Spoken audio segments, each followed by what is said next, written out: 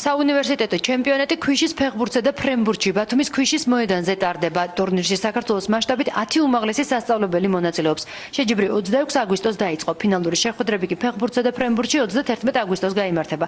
ჩემპიონატი პროექტ სპორტი ყველასთვის ფარგლებში ტარდება. ტურნირის ორგანიზატორი საქართველოს საუნივერსიტეტო ფედერაციაა.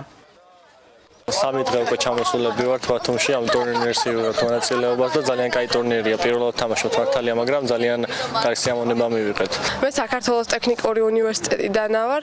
საკმაოდ დიდხანს ველოდებოდი ამ ტურნირს, ამ დაგვარს. პირველად მონაწილეობს სხვათა შორის და მინდა მაქსიმალურად ყველაფერი გავაკეთო მოგებისთვის. ძალიან მნიშვნელოვანია ახალგაზრდები ჩართულები იყვნენ სპორტში, იცხოვრონ ჯასაღი ცხოვრების წესით და სპორტის საქართველოს საუნივერსიტეტო სპორტის ფედერაციაც აქტიურად მისდევს და აქტიურად იცავს ამ პრინციპებს.